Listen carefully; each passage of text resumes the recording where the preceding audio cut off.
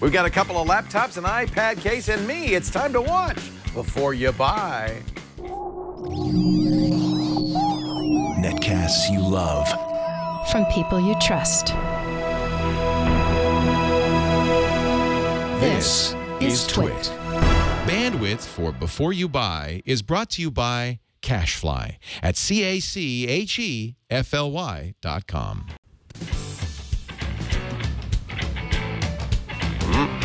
Do I ask first? Yeah. I ask first, okay. And then me, and then you.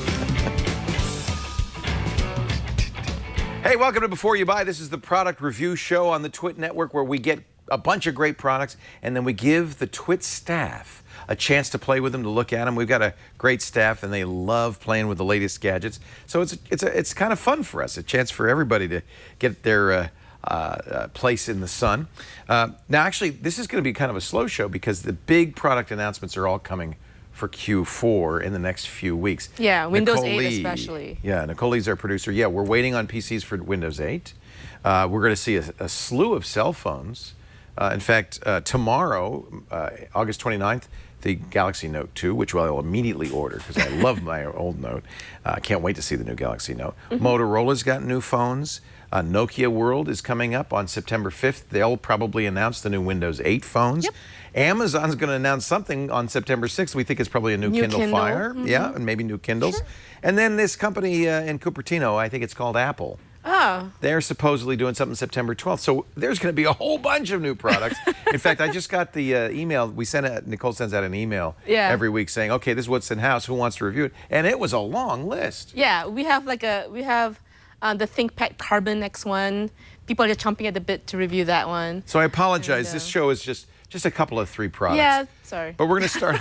Hey, sometimes that happens. There's a lot of new stuff. It's the end of the quarter. Yeah. And a lot of times they want to really hold off on product releases till the new Windows is out, until the back to school and the holiday buying and all that stuff. So, but this is an interesting back to school computer. We've been reviewing a lot of Lenovo notebooks. Ayaz Akhtar has a look at the latest. Ayaz? I'm Ayaz Akhtar with Twit, and this is the Lenovo U410 Ultrabook. Now, if you're looking at this notebook, you're like, hey, isn't that a little thick and maybe just a little heavy for an Ultrabook? You're right. It's pretty hefty. It's a 14-inch notebook, but it's got a lot of ports on it. We've got 2 USB 3.0 ports. We've got an HDMI. We've got Ethernet. We've got an SD card reader slot. On the other side, we've got 2 ports for USB 2.0 and a headphone mic jack right there. Otherwise, not a whole lot else around the actual notebook. Inside this machine, we've got Intel Ivy Bridge, so that's the latest and greatest processors you can get. This unit had 8 gigabytes of RAM, and inside, it's great. Performance-wise, it's very, very solid. However, that's only if you do some really crazy things, like, see this trackpad? It seems to hate me, so maybe it works different for you. It really works very well if you use something called an external mouse. When I was deciding to do something called scrolling with 2 fingers, it decided I was pinching and zooming. I don't agree with that, so that didn't work out so well. The build quality on this is pretty chintzy. I'm really surprised at how poor this thing is put together. If I push on the keys, just like in the other Ultrabook I've tried out from Lenovo, there's actual flex under the tray of the keyboard. It's really unsettling because you feel like you're going to break this thing. On top of that, we've got a very interesting design element. I don't know if this is a bug or a feature. When I was picking up the notebook to put in my bag, I heard a noise.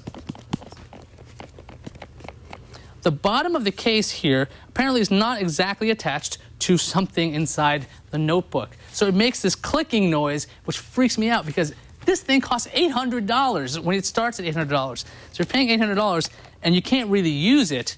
It's kind of a pain. One more thing about the design, and this bothered me because the predecessor to the 410, the Lenovo's other Ultrabooks, they had a nice big lip over.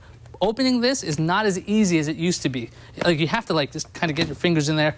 It's some very strange design there. I don't know why they decided to make the lip shorter, but that's also another problem.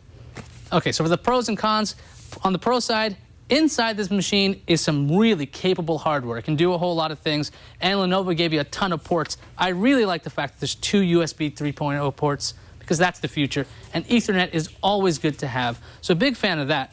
However, as you can tell, the cons seem to definitely outweigh the pros on this. The design is pretty kind of boring. People were joking that, hey, is that a MacBook over there? It's not a MacBook. It just looks like one. Also, that trackpad was maddening. The keyboard flex, the body flex. There's a whole lot of things wrong with the design and build quality with the Lenovo. So, is it a try, buy, or don't buy? I think you know where I'm going with this one, don't you, folks? $800, I'm going to say don't buy. At that price, buy yourself a nice desktop computer and then get a mouse that works, a keyboard that works, and a monitor that has a better resolution than 1366 by 768. I'm Aya's Actor with Twit, and this is the IdeaPad U410. Thank you, Ayaz. Ayaz, of course, is the host of TNT, Monday through Fridays, 10 a.m. on the Twit Network. That's 10 a.m. Pacific, 1 p.m. Eastern Time, 1700 UTC for your daily dose of tech news. And Ayaz also hosts a great show called Know How with me every Thursday afternoon. We show you how to do stuff with your computer. You know, I'm looking at this Lenovo, and it's clearly designed really for the big box stores, the Costco's, Price Clubs, Sam Clubs. It's a low-cost Windows machine, very middle of the road, and I agree with him. There are probably better choices at that price. Doesn't mean Lenovo doesn't make great stuff. Some of their higher end stuff is really top of the line.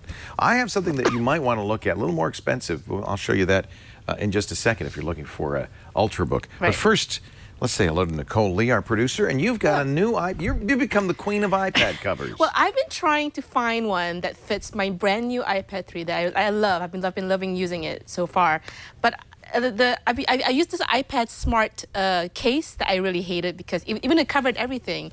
It just wasn't very stable. That's the new one from Apple. Yeah. That has the smart cover, but it also has a back on it. Right, but this looks, I thought at first this was that. This is not. This is something called, it's a very funny name. It's called the Joy Factory Smart Suit 3. I think that sounds like it's made in Japan or China. Probably.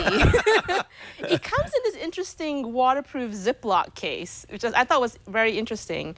And it comes with like a Are you supposed to mouse keep pad as using well. it, or? I guess so. It's like a case for your case. Yeah, It's very a case. strange. It's a Yeah. case. Anyway, so what I like about it. It does have the smart cover Yes. rollback thing. So I don't know if you can see this on the screen here, but it's basically a snap-on hard case. Here, hold it right here so Right, you can. okay. Yeah. It's basically a snap-on hard case. So it's Oh, that's plastic. good. It's a snap-on. That's tough. So it's Yep. not like a sleeve where you can sort of, it's kind of sloppy and kind of Right. floppy. It's a plastic hard case, and there are cutouts on the back for the usual, camera, the controls, the speaker, nice opening there, and the dock and all of that, especially as top bit. But it has a magnetic cover, very similar to the smart case and the smart cover. I like that.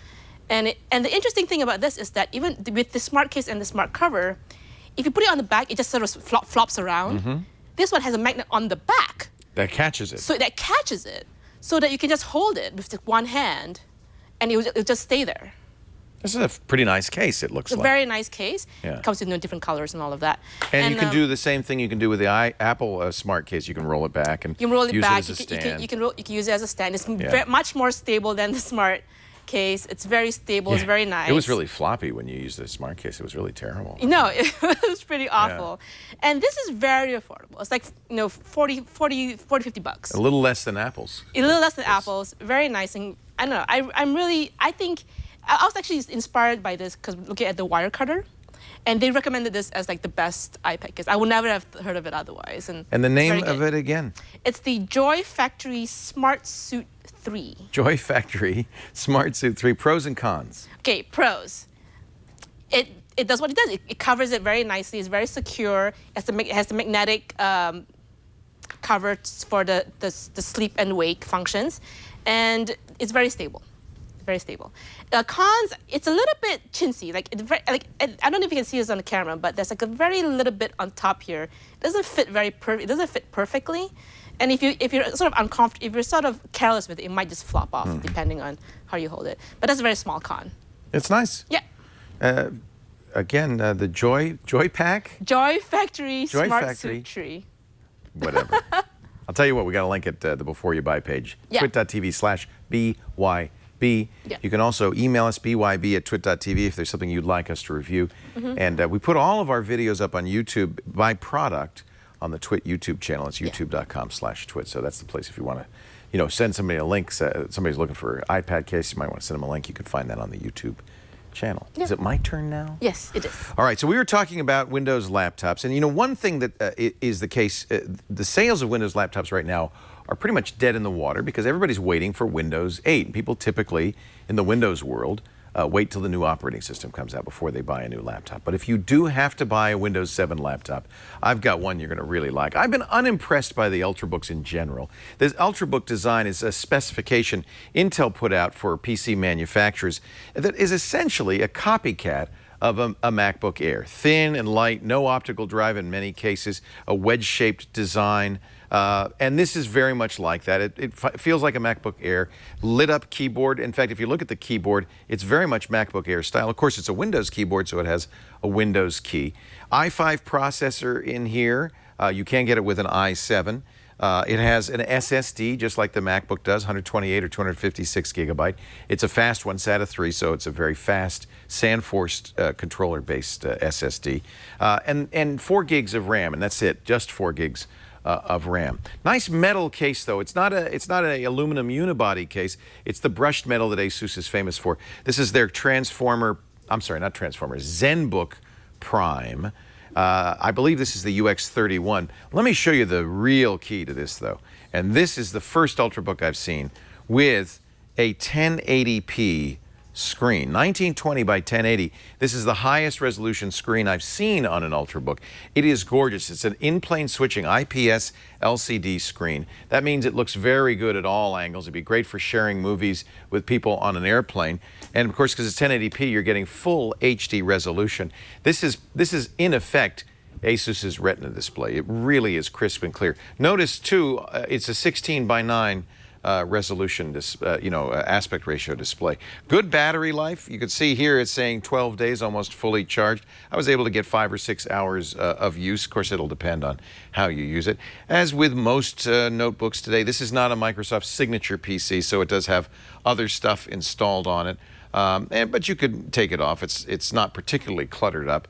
And the thing that really stands out on this is the screen. The thing that's a little disappointing on this is, even though it says on here audio by Bang & Olufsen Ice Power, and B&O is a very well-known high-end stereo design firm, the audio on this is very tinny. It basically sounds like an AM radio, and that means you're not going to really want to watch movies on this without adding a good pair of headphones or speakers to it. Great screen, great video. It sounds like an AM radio when it comes to the audio. Pros on this, well, the number one pro, and really the thing that distinguishes it from everything, and by the way, it's kind of a mediocre camera built in, microphone, all of that kind of stuff. How do I stop Carly Rae Jepsen? Please, please, stop. There we go. Press the pause button on my Spotify.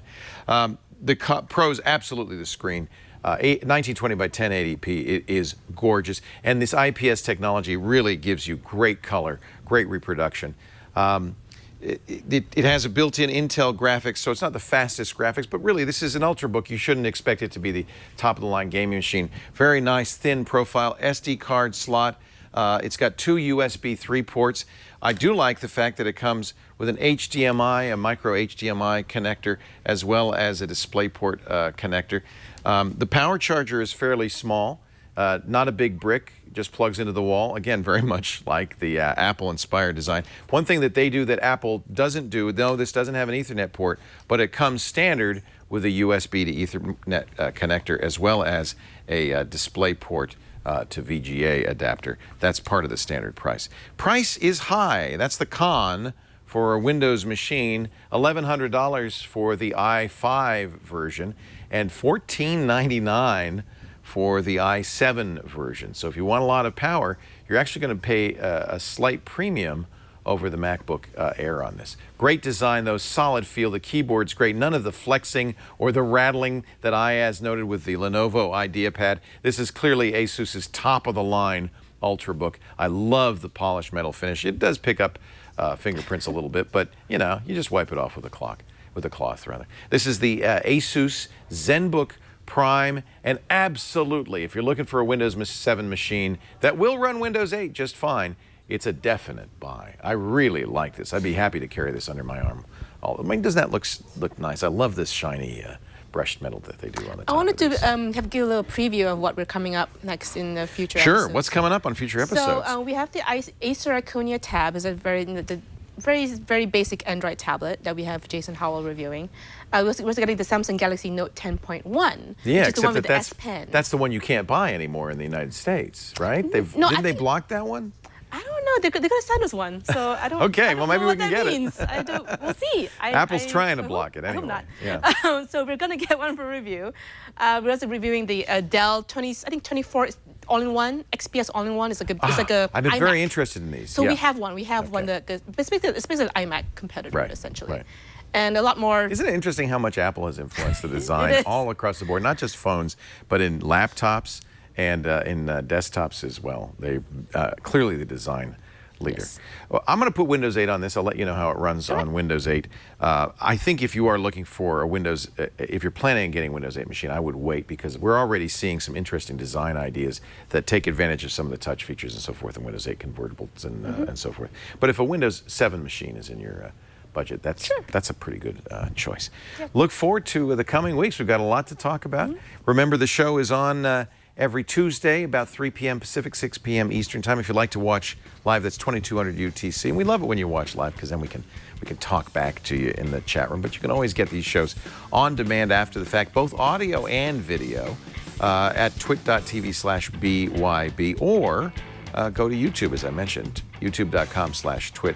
And we've got individual reviews of each of the products, sometimes with additional content that isn't normally on the show.